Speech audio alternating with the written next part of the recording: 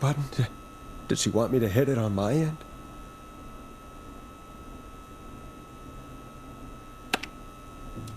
What do you want? Good to talk to you again, Forrest. You know, I've really enjoyed our chats tonight. I guess we've had some moments. My favorite was when Ricky ran you out of the rink. Ha! You sure did get me then, Forrest. Where's Peggy? Have some patience, Forrest. It's almost the end of the night. Almost the end of the show. But it's not over just yet. We've got a little time still. So let's make the most of it. What do you mean? Make the most of it how? Well... Huh? I thought we'd end tonight's Whistling Man special with a special guest. The one who started it all. Let me take that out of your mouth and... You crazy bitch! Let me go! Welcome to the air, Mr. Teddy Gallows Jr. Wait. It's all gonna come out tonight, Teddy. Your daddy and his money saved you 20 years ago. But even if he crawled out of his coffin with all the money in the world... Wait, where the hell is Teddy? How are you talking to him if you're here with me? Because I'm not there with you, Forrest. I'm here with Teddy. And if he says where that is, well, he knows he'll get it. Wait, then... Who am I looking at? Forrest Nash, let me introduce you and all of Gallows Creek to my boy, Henry Barrow.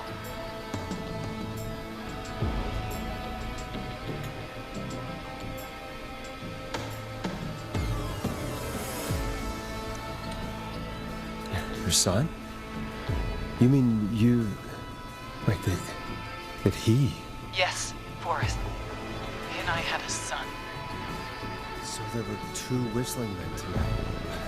Of course! That explains how you were always able to get around town so quickly. And that's how you escaped the secret archives in the newspaper office. Don't think I've forgotten about that, Forrest. Locking my sweet boy away like an animal. And Murphy, he was right, wasn't he? He did fight a man. He did. I taught my boy to never run away from a fight. Hang on. Did you say Barrow? Then... Are you... Let me just get this mask off. Damn uncomfortable thing. No wonder Mooney went crazy wearing this. There we go.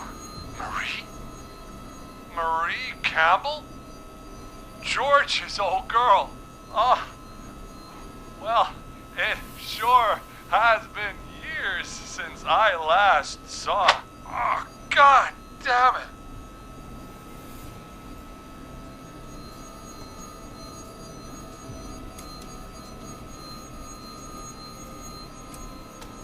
Marie Campbell? So, not Dawn, huh? No, not Dawn. What are you going to... Everyone's gonna know now what Teddy did. He killed George that night. This night. 20 years ago. Listen to me. You... You're gonna talk when I talk to you. And not a moment before. Meanwhile, Forrest, I'm gonna give you the chance to talk. You're gonna help me reveal what really happened to George all those years ago. Why should I help you? Why should I play any part in this? Because I think you believe in justice. You think this is justice? You have no goddamn idea, Forrest. These people you've been trying to save, they were all in on it. They all knew George was murdered, but... Murdered? Listen,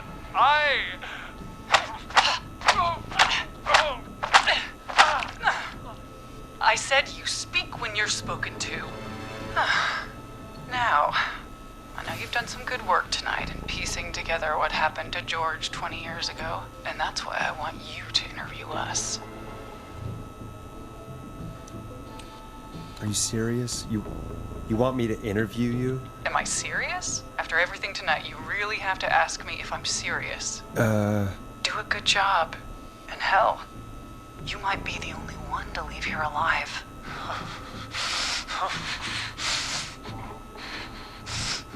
I need to drag this out. if I can buy Leslie time to get back to Gallows Creek, and if I can find out where Marie is, then this can end. Teddy, we'll start with you. Just, talk me through what happened that night. How did it start? How would I know? It was 20 years ago. Teddy, be honest with me or we're both going to die. Honest? Forrest, I'm trapped here with a psycho. What the hell? God damn it. Okay. Our first team party was coming up. And when I saw the date it was scheduled for, I had an idea for a way we could prank the new guys. What made that night special? That was the night Mooney went missing. We couldn't pass it up. I was just surprised no one had ever thought to do it before. Wait. You mean this was the first whistling night? Keep talking, Teddy. We went up near Whistling Point. God, who was there? Me, Jason, and George, of course. But George didn't come alone. He brought Marie. And Roller Ricky, he was there too, wasn't he? Yes, Ricky was there too. Runner Ricky, our wide receiver. I helped him off the bottle, you know. Because I'm a decent man. Is that so? Yes, it is. He came apart one day. Some people do. He had some issues. Wasn't stable. I didn't want him to hurt his chances in life. So, I helped him keep himself together. You were afraid he would talk about that night, weren't you? Keep talking. About midway through the night, we put the prank into action. We looked up at the trees and saw Jason there, bloody, like he'd just been stabbed. And the whistling man, screaming. George and I and Ricky, we got left behind. But Ricky was in on it too. I know he was. He and Teddy were as close as anybody. Teddy must have told him the plan. No, Marie, you're wrong. Ricky didn't know. What? Did you miss that part of the broadcast? I spoke to him earlier. He had no idea what was happening. He said he was as terrified as anybody. Isn't that right, Teddy? You didn't tell him, did you? Ricky never could keep his mouth shut. If we told him, he would have given everything away. But well, it doesn't matter. He didn't run his mouth enough to tell anybody about it afterwards. He's still guilty. It was just a stupid prank. How can you still say it was just a prank? Oh, come on. Oh, God damn it. You made George think Jason had been murdered. He thought his best friend was dead. And so tonight you stabbed him for real? It's the role he wanted to play. Jason's still alive, Marie. He was with a friend. We talked her through how to stop the bleeding and got him professional help just in time. Oh. Well, shame he didn't have the good sense to die earlier. He's gonna regret that. Enough about him. Me and George took off running, but somehow we got separated in the woods. I ended up near the bottom of Whistling Point, and when I noticed George wasn't with me, I panicked. And then, I don't know how he snuck up on me, but the whistling man grabs me. I scream, and he starts laughing, telling me it's just a joke. I can stall for time here.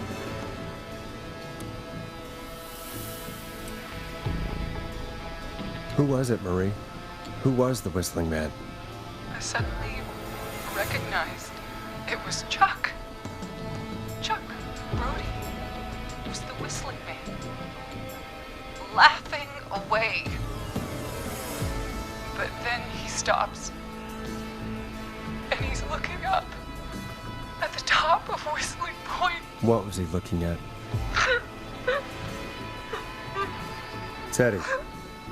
What happened next? Nothing. I mean, it was just Teddy? George fell off Whistling Point.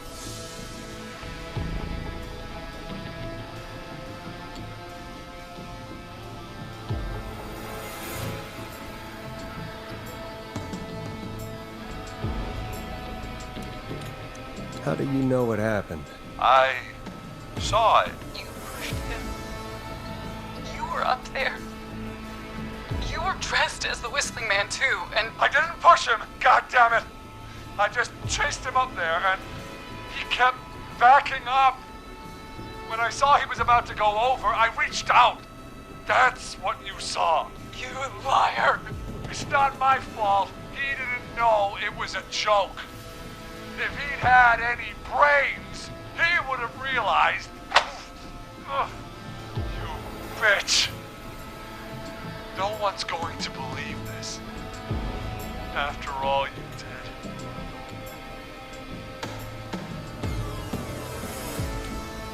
If she's lying, why the cover-up? My future was at stake, Nash. You know what it's like. People like us are bred for bigger things. I'm going to be the mayor of this town, Forrest. And then governor. And then, who knows? What happened that night was tragic. It should never have happened. But it was a mistake.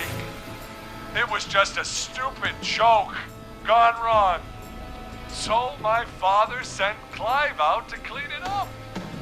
Why should a blip ruin my future? George was a blip? That's an evil thing to say, Teddy. That's the way it is. My father agreed with me. Sandra found him the next morning while out jazz running. She found him in the river, but she lied about that to protect Teddy. She said something about her rent going up, unless she... Teddy, did your father own Sandra Sharp's dance studio? It's Gallows Creek, not Sharp Creek. I'd answer the question if I were you, Teddy. Yes, okay. We own most of the town. That's it then. Your father was going to run her out of business unless she lied and said she found him in the reservoir instead of the river. What my father did in his business dealings is nothing to do with me. The false reports. That's why you killed Sheriff Matthews too, isn't it, Maria? Not just to get him out of the way, but... Everyone was in on it, Forrest. Even the coroner wrote a fake report. Said George was drinking. That he just got himself into trouble. And I saw. I'm sorry. For all it's worth, Virginia didn't have much of a choice. She had a sick sister whose treatment she couldn't afford. She played along with the gallows to save her sister's life. And her own. even still, she should have told the truth. I did my part. I tried everything I could think of. I even went to the newspaper, but no. That coward killed the story. We'll take care of Maurice Russell later. You've been through hell, Marie. I'm sorry. You've got no idea. You never should have started. You shouldn't have pushed my George off a cliff. He should have been punished. But it's coming to a stop. At least for now. Here, where George and I first met, before he joined your football team. When right after he shot the winning throw. Wait a sec.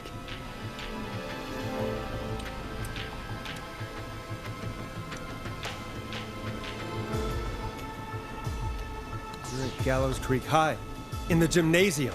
That's right, Forrest. Not that it matters, but yes, we're here. Anyway, I think that about wraps up the interview with Teddy. So... Marie? Where? Oh my god. Peggy! Teddy? You've got to help me. Quiet. talk to someone who mattered more than you ever did.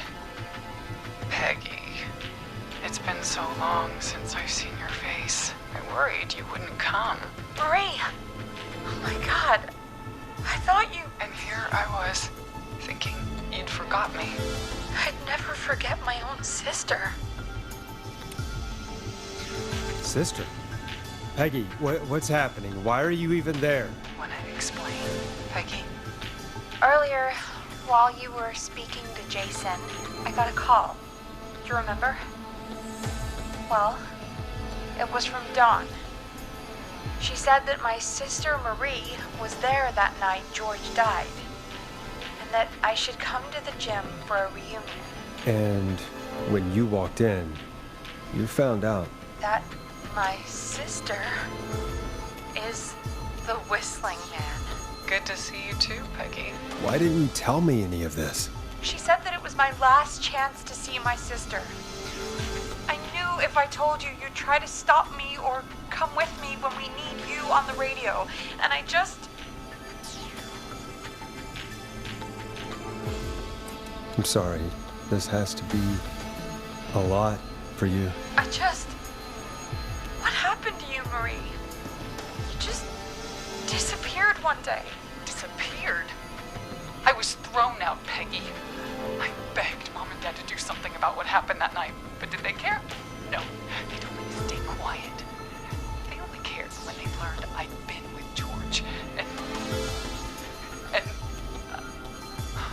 Marie, I'm so sorry. I never knew. it's not your fault. Really, it's Mom and Dad I should be seeing right now. But since they're dead and gone, well, I'll have to settle for the next best thing.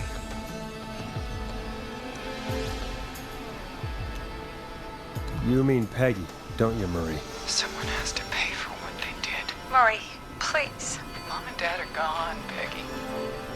Besides, you forgot me. Just like the rest. You forgot. Is there any way I can prove Peggy didn't forget Marie?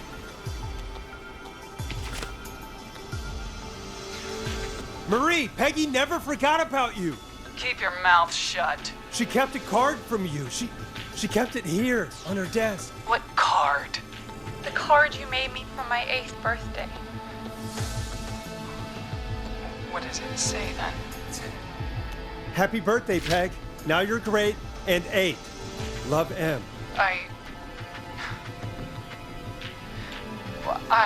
Henderson police! Freeze! No! Henry! Get out of there! Peggy! We have 2 wounded, and we're in pursuit of the suspect. Henderson police! Freeze!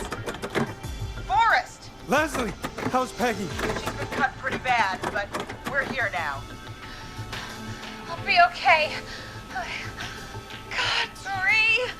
Hey, Zara! I need you to look after Peggy. She needs help.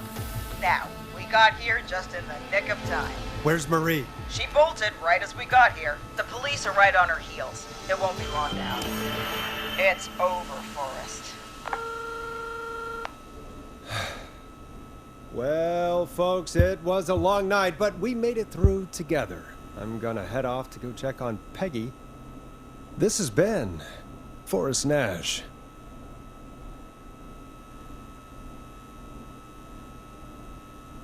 Good night, and good morning.